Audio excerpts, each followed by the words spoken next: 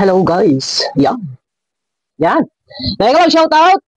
Isang magandang araw sa ating lahat. Yun, no. Pasensya na at hindi ako masyadong makapokus. Yan. Isang upload lang. May bisita po. Yun. At nabibisi ang inyong lingkod. May inaayos din po tayo. Pero yun na, no. Tayo naman, ako naman nakamonitor. Pinapanood natin yung mga kapwa reactor. Nanonood tayo kahit sa mga antay. Kahit sa mga antay. Pero yun na, napanood ko na yung upload ni Sangkay. Yun, patungkol dito sa interview. At iyan din po ang ating itatopic sa ngayon. Kagabi, nanood din ako sa live ni Madam MC. Ito ay naitopic niya doon. Same doon kay Sangkay, yung patungkol sa para interview. Wala nang privacy. Akala ko ba kapag privado yung tao, bigyan natin ng privacy. Huwag iparatapik-tapik, huwag gawin thumbnail kasi nga pribadong tao at hindi vlogger. So, ngayon, hindi na tayo mag-name drop, si Buntis na lang, si Buntis. Mawalang galang dito naman sa aking reaction video na to. Reaction video. Sa aking video na to, opinion ko lang po. Opinion, wala tayong gagamitin ng video clip. Yung sinasabing pribadong tao, hindi vlogger, so wag thumbnail. Ang mukha kasi pribadong tao, hindi vlogger. Pero, sabi ko nga tawagin na lang natin si Buntis. Si Buntis po ay vlogger na. Hindi na rin ba nakatiis? Kailangan na rin bang gumawa ng channel? At doon nag-upload personal vlog. So, vlogger ka. Personal vlog yung iyo. So, meron ang content kasi, iba-ibang kategorya yan. May history, may cooking, personal vlog, travel vlog, merong reaction video. Yan. So, kahit personal vlog, so ibig sabihin, ikaw ay vlogger din, may tuturing natin vlogger. So, doon, nakapublic ang mga video. Dahil nakapublic ang video, pwede ito nating mareaksyonan. Kasi, kung ayaw mareaksyonan, gawin privado yung buhay. Ganun lang kasimple yun. Bakit gumawa ng channel? So, hindi ko alam. So, ito, hindi naman yan ang ating highlight topic. Dito nababa si Jomar. May nagsasabi na, ay nako, ito pala Jomar, ay kasabwatan din pala. May alam ka pala, bakit hindi ka nagsalita? Pero wala po tayo magagawa. Kahit may alam po si Jomar, hindi po siya pwede magsalita o mangunang magbunyag niyan, magsalita ng ganyan, magpasabog niyan. To respeto. Ano po? Dahil sila ay magkakaibigan. So, dahil sa interview, sino bang nagpapara-interview dyan? Alam naman ninyo kung sino mga nagpapara-interview dyan. Doon sa pag-interview na yan, lumilitaw na meron pang ibang leading man na nakakaalam ng totoong kwento. Mga kasinungalingan ay pinagtakpan. Sabi ko nga, hindi natin po pwedeng ibas o banatan si Jomar dito dahil si Jomar walang karapatan na magbunyag kung anuman merong katotohanan. Kung anuman ang mga pinaggagawang kasinungalingan. Ano po? So dahil sa kaka-interview, lumilitaw. Bakit karay-karay ang name ni Buntis? Akala ko ba ang sabi ay bigyan ng privacy dahil pribadong tao, dahil hindi naman vlogger? Bakit? Kabi-kabila yung interview. Sino nag-i-interview? Ilan yung mga napanoodan ninyo na channel? So ngayon may nagpara-interview, pati yung ama.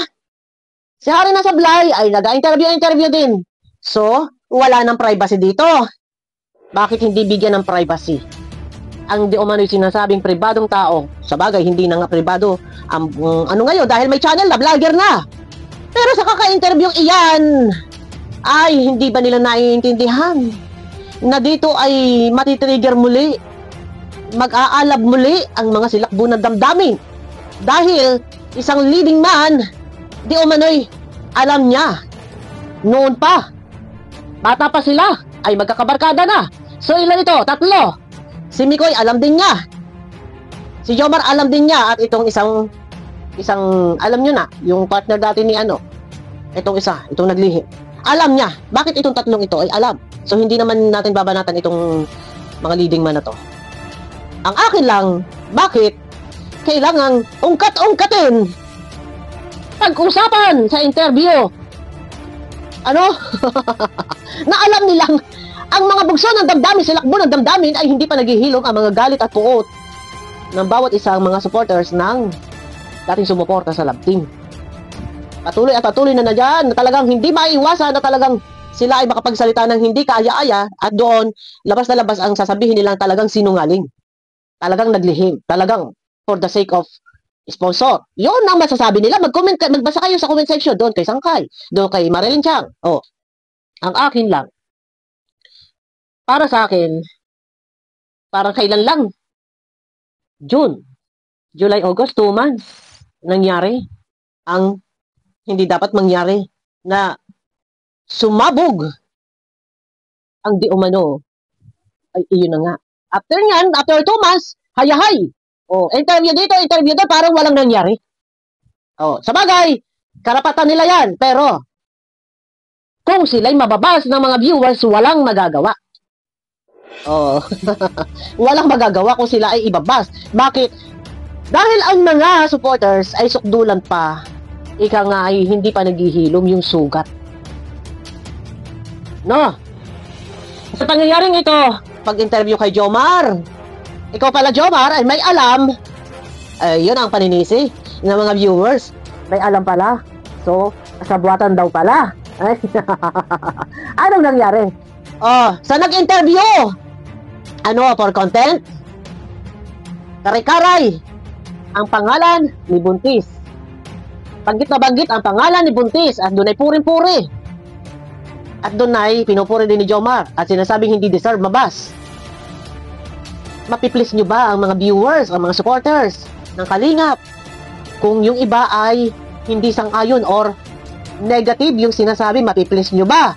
Doon sa sinasabi nyo hindi deserve mabas si Buntis, mapiplis nyo ba? Hindi. Oh, ngayon, bakit ito na naman yung punteriya? Interview dito, interview doon, interview dyan, interview din, interview doon, dyan din, doon. Karay-karay ang pangalan ni Buntis, si Buntis ay ganito, si Buntis ay ganon, si Buntis ay full support, si Buntis ay ganito, nagtiis, nag-ano. Wala na ba kayong ibang maitapik? Ano kayo, si Christine Permit? Permit. Si Christine Permin? Christine Perminit? Ano yan? Para interview? Content, ito yung content para interview. Anak ng pating. Interview dito, interview doon. Ano ba ito? Ito na ba talaga yung content para interview? Ha? So ngayon, interview mo more. Ito naman yung tutukan ninyo, si Buntis. Oh, huwag ninyo tantanan. Paglabas. Oh, sino sisisihin? Pag may nag-reaction, sino sisisihin? Sabi ko sa inyo, pasensya na kayo. Hindi tayo magkakaisang isip, hindi tayo magkakaisang damdamin. Magkakasalungatan tayo. Ngayon, kung ayaw nyo marireaksyonan, gawin nyo pribado ang mga buhay nang dapat gawing pribado ang buhay ng may buhay. Ako nga lang ay nagtataka. Ay, di umano'y pribado ang buhay. Bakit nga gumawa ng channel?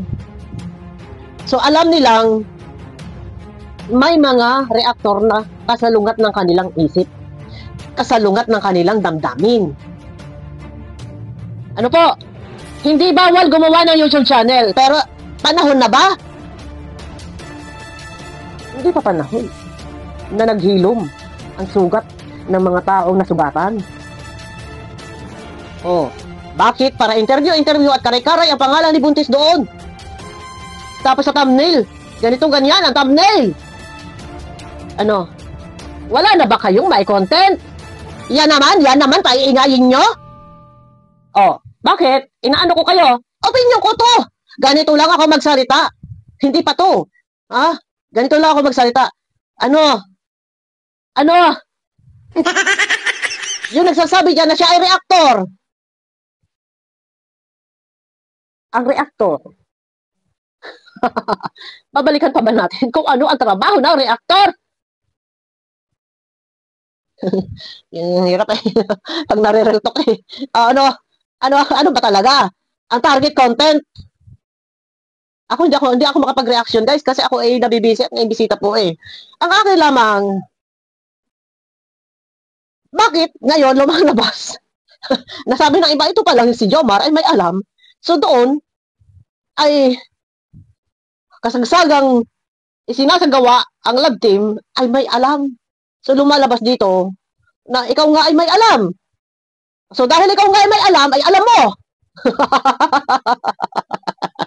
Alam mo pala ako ito. Kaya, yun na nga, alam mo nga. Guys, huwag yung ba si Jomar? So dapat, ano dapat gawin? Dahil alam na nga nito ni Jomar, alam ang pangyayari. So alam nga niya, ay, ayun na. Nalaman ng mga tao na si Jomar ay may alam. So ano dapat gawin? Para ang mga viewers hindi magwisit o mag-isip na kung ano pa man dito kay Jomar na ikaw pala ay may alam din. Ay bakit gayad ka din? Dapat hindi na pinapara-interview. Anak ng tita ko. Dapat hindi na pinapa-interview para interview. Yung mga taong may alam. Nang sa ganun, wala nang bashing ng maganap sa mga taong may alam na noon ay hindi nagsalita.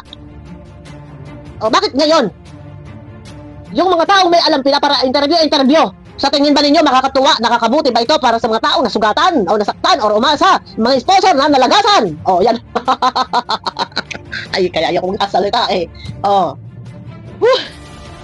Ay, Ginoo. Ayaw na lang bagang itikom-tikom ang mga bib. Christy Carmini!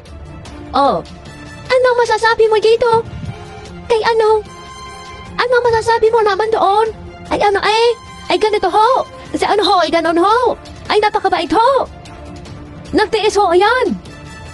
Nang matagal na panahon. Na ito ho ay, na ito, alam naman niya. Na ito ay labtim lang ay nagtiis ho. Ay nagdurog ho ang puso. Oh. Nagtiis. Ang akin lang naman, ito sa madaling salita. Kung sino man yung may alam, hindi na dapat bang pa-interviewin. Patayin na yan! Ang issue na yan! Anak ng titakong! Patayin nyo na yung issue na yan at nakakarimarin na sa iba na nanonood na nabibwisit na. O, gusto nyo? Dahil for views, content, ay go!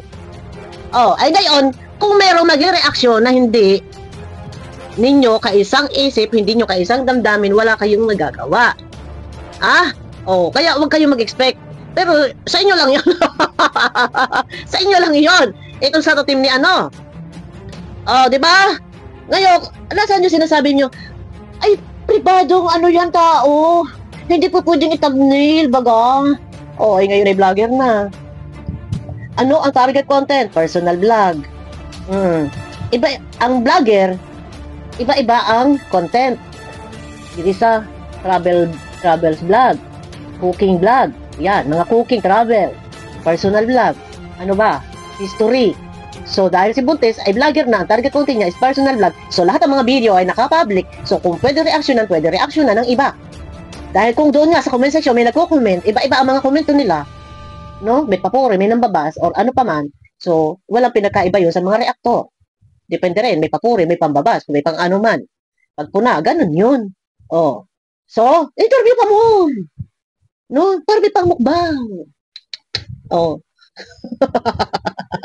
Oh, interview pa mo. Oh, di ba? Ano masasabi mo dito? Ay, ano? Ang ganda niya. Oh, bakit? Dapat in-interview din. Bakit? Ang tawag niya ay tito. Sabi, anan, hindi papa. Eh, kasi ano? Hindi kasi pwede ikasal. Oh, dapat ganun din natanungan ninyo.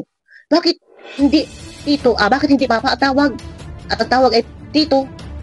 Kay ano lalaki. Oh, yun dapat yung mga tanungan ninyo. Isama nyo yun sa mga question nyo. Bakit si ano, ang tawag kay ano ay tito? Bakit hindi papa?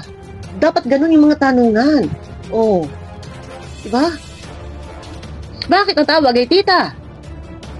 At tito, kay bianan. Yun dapat ang mga tanungan. O, diba?